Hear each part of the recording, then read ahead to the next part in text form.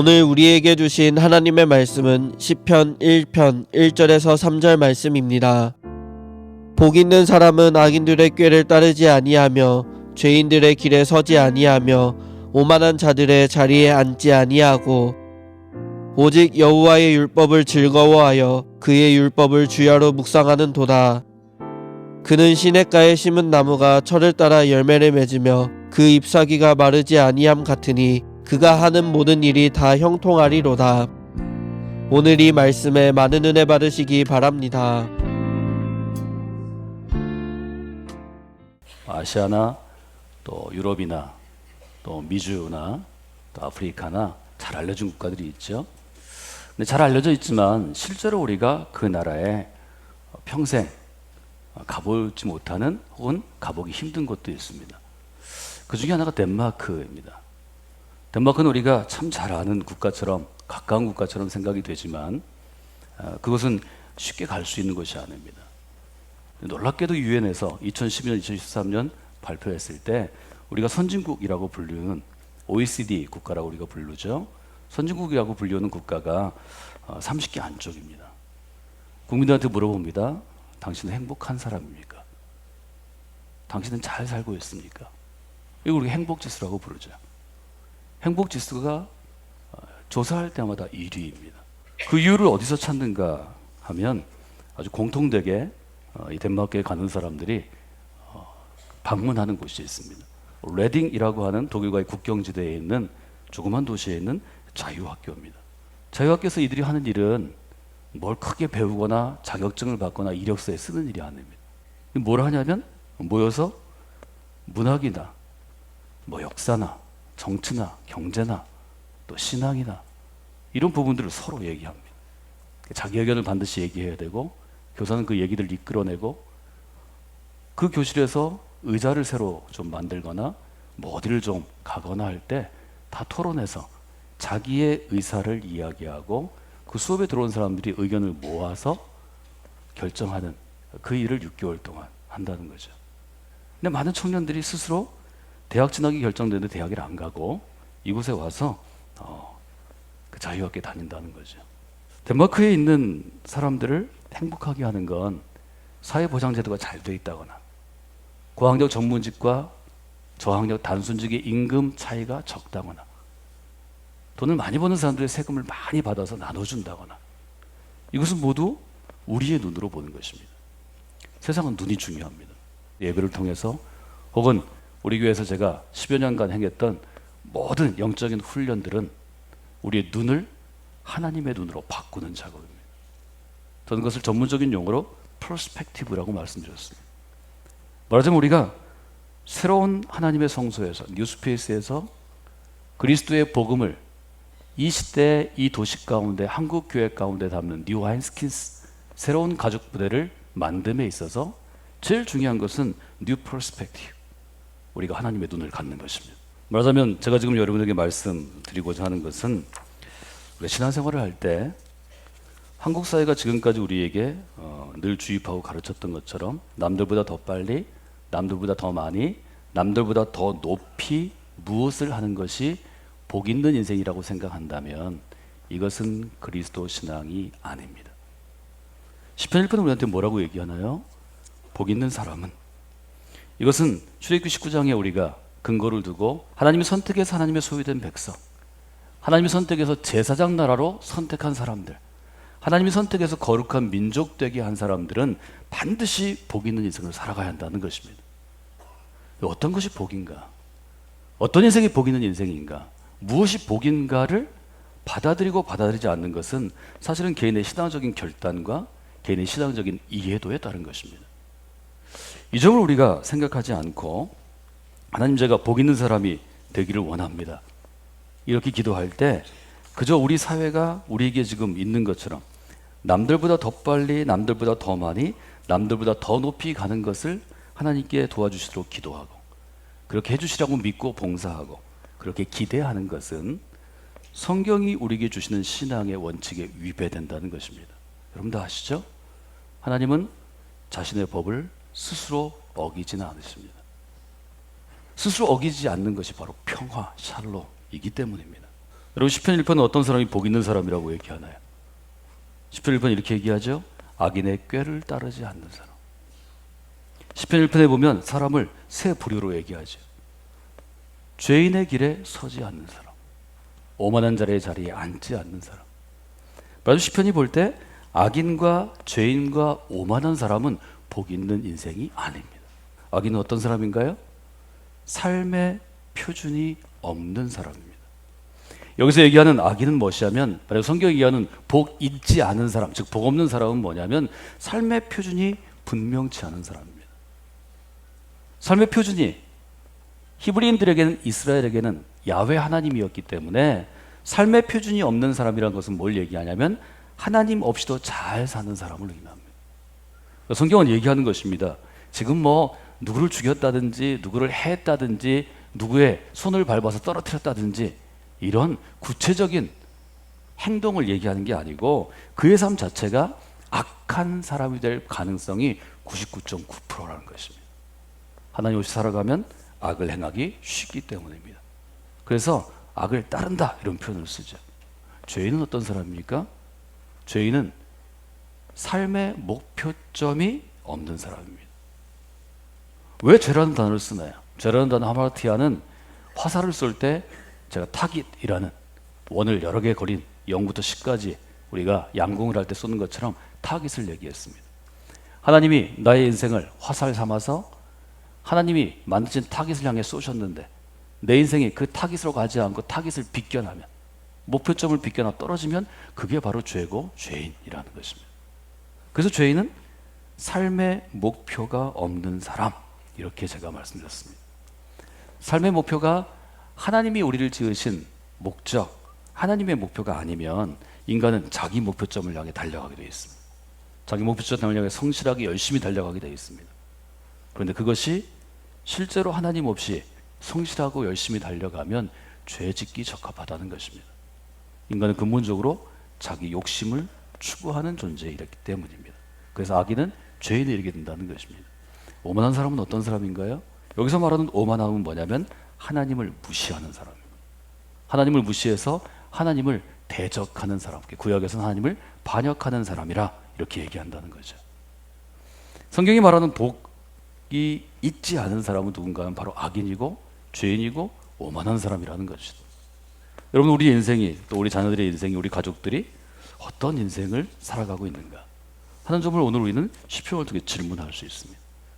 그래서 복 있는 사람은 악인의 꾀를 따르지 아니하고 죄인의 길에 서지 아니하고 오만한 자의 자리에 앉지 않기 위해서 뭘 해야 되냐면 토라, 하나님이 주신 율법을 즐거워해야 한다는 거죠. 그래서 시편은 하나님을 즐거워하라 이렇게 표현하는 것입니다. 여러분, 우리가 예배 가운데 나아갑니다. 우리 개신교 프로테스탄트는 사실 설교 중심의 예배를 우리에게 늘 예배 보도록 우리를 이끌어냈죠.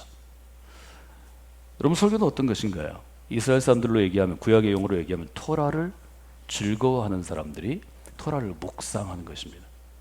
우리가 서양의 전통을 따라, 서양교의 전통에 따라 렉시오 디비나가 최근 10여 년 한국교회 유행처럼 번져갔는데, 렉시오 디비나는 상당히 정적입니다. 앉아서 호흡을 통해 마음을 가라앉히고 여러 번 읽고 되새기고 여러 번 성경 속으로 빠져들어가는 것입니다. 근데 이스라엘 사람들이 묵상하다는 뜻은 뭐냐면 소리를 지르다, 그런 뜻이 있다는 거죠. 이스라엘 사람들은 하나님의 토라 율법을 읽기 위해서 소리 내서 아이들이 집단적으로 성경을 쭉 읽습니다. 두루마리를 읽습니다. 이게 잘 들어오지 않으면 일어서서 읽습니다. 움직이면서도 읽습니다. 일어설 때도, 앉았을 때도, 누워있을 때에도, 밥을 먹을 때에도, 길을 걸어갈 때에도 하나님의 말씀을 소중히 하라. 이게 신명기에 바로 우리가 알고 있는 쉐마 본문입니다. 이렇게 하나님의 말씀을 즐거워하고 묵상할 때, 그때 시냇가에 심은 나무처럼 계절을 따라서 열매를 맺고 잎사귀는 마르지 않고 형통한 삶을 산다는 것입니다. 이 점을 여러분들이 잘 보셔야 합니다. 하나님의 율법을 즐거워하고 하나님께서 우리에게 주시는 그 정신, 야훼 정신, 신약시대로 얘기하면 그리스도의 정신을 따라 살려고 하는 사람들에게 하나님이 주신 것은 바로 새로운 관점, 퍼스펙티브입니다. 브룬트비가 그리스도인이기 때문에 하나님의 눈으로 세상을 보는 눈을 형성해 주었고, 그것이 자유학교라는 일종의 운동을 통해서 아직도 덴마크에 흘러가고 있다는 거죠. 시인은 뭐라고 노래하죠? 시인은 뭐라고 기도하죠? 하나님 제 눈을 열어주시옵소서. 하나님의 법 토라의 기이한 놀라운 진리를 보게 하여 주시옵소서. 우리 안에 하나님을 향한 새로운 눈을 다시 한번 뜨게 하는 것입니다. 새로운 눈뜸이 있어야 하는 것입니다. 여러분 가운데 그런 역사가 있기를 주님의 이름으로 축원해드립니다. 그럴 때 사회를 보는 눈, 정치를 보는 눈, 경제를 보는 눈, 가정을 보는 눈, 신앙을 보는 눈들이 전혀 다르게 되는 것입니다. 바울은 고린도 교인들에게 이걸 뭐라고 얘기했나요? 우리가 주목해서 집중해서 바라보는 것은 보이는 것이 아닙니다. 왜냐하면 고린도의 교인들은 보이는 것에 익숙해 있고 자기들이 지성인이라고 생각했습니다. 그러나 바울은 생각할 때 그저 인간의 눈에 보이는 것은 일시적인 것이고 곧 없어질 것이기 때문에 적어도 하나님의 사람이라면, 그리스도의 제자라면, 그리스도인이라면 보이지 않는 것을 봐야 한다고 생각했습니다. 저는 이것을 여러분이 기억하기 쉽도록 New Perspective라는 단어로 정리했습니다. 새로운 눈뜸이 있어야 하는 것입니다. 하나님 향해 새로운 눈을 뜨면 우리 가운데 어떤 은혜를 하나님이 주시나요? 인생이 누구인가? 인생을 살아가는 나는 누구인가? 나의 인생은 무엇인가? 여기에 대해서 질문하게 합니다. 바울도 질문했죠. 하나님 바울에게 어떤 이해, 어떤 깨달음을 주셨나요? 바울은 이렇게 얘기합니다. 누구든지 그리스도 안에 있으면, in Christ 하면 새로운 존재가 됩니다. 그것이 바울이 새로운 눈뜸, 자기 이해입니다. 우리는 자기를 이해하는 것을 자기 정체성이란 말을 쓰고 아이덴티티라는 용어를 씁니다. 우리가 하나님을 향해 새롭게 눈뜨게 되면 자기에 대해서도 눈뜨게 되고, 자기에 대해서 눈뜨게 되면 세상에 대해서도 눈뜨게 된다는 것입니다. 여러분, 어떻게 하면 행복한 인생이 되나요? 세 번째 단계는 사실은 하나님이 내게 주신 선물을 열어보는 것입니다. 행복한 사람의 특징은 대부분 사실은 직업과 연관됩니다. 또 하나는 가정과 연관이 되죠. 직업은 그 직업을 좀 즐거워해야 합니다. 우리가 지금 직업을 바꿀 수 없지만 우리의 자녀들에게 기회가 있기 때문에 직업 선택의 기준을 보면 하는 일이 즐겁고 하는 일이 보람이 있을 때 그 사람이 행복할 가능성이 높아집니다. 아무리 다른 사람이 인정하고 다른 사람이 성공했다고 그러고 자기도 자부심이 있어도 하는 일이 즐겁지 않으면 그것은 좋은 직업이 아닙니다. 하는 일에 보람이 없으면 그것도 좋은 직업이 아닙니다. 하는 일이 나의 그리스도인의 양심에 거리끼면 그것도 좋은 직업이 아닙니다. 그것이 여러분을 불행하게 합니다. 그래서 그리스도인은 직업을 선택할 때에도, 배우자를 선택해서 가정을 이룰 때에도 이 점을 중시하는 것입니다. 덴마크의 자유학교 오는 청년들이 더 행복한 삶을 살아간다면 그것은 그들이 인생에 대해 새로운 눈을 뜨고 자기 자신과 다른 사람을 보는 눈이 달라지고 자기 자신 안에 있는 탤런트, 은사와 재능을 발견하게 해주기 때문입니다. 여기까지는 교육의 전문가들도 볼 수 있는 것입니다. 우리는 신앙인이기 때문에 그룬투비라는 그리스도인을 통해서 하나님이 그 국가와 민족 가운데 주신 선물을 봐야죠. 그것은 믿음의 경험입니다. 믿음이 한 걸음 더 그리스도 앞으로 나아가는 것입니다. 그래서 바울은 빌립보 교인들에게 두렵고 떨리는 마음으로 내가 있을 때도 내가 없을 때에도 순종함으로 여러분 자신의 구원을 이루어 가라, 완성해 가라고 권한 것입니다. 여러분 모두에게 이런 시간이 되기를 주님의 이름으로 축원해 드립니다. 신앙이 있든지 없든지, 우리가 신앙생활을 또 잘하든지 못하든지, 사람은 행복하게 살기 위해서 성실하게 일한다고 얘기합니다. 열심히 일한다고 얘기합니다. 최선을 다해서 인생을 살아가라고 얘기합니다. 전도서는 우리의 이런 기대에 찬물을 끼얹습니다. 아무리 성실하게 살아도 인생이 허무하다고 고백할 날이 올 것입니다. 아무리 열심히 살아도, 아무리 열정적으로 일해도 인생이 참 허무하다고 한 날이 온다는 것입니다. 전도서는 이렇게 얘기하죠. 전도자가 이르되 헛되고 헛되며 헛되고 헛되니 모든 것이 헛되도다. 그러다 이어서 전도서는 우리에게 이런 질문을 던졌습니다. 해 아래 수고하는 모든 수고가 무슨 유익이 있는가?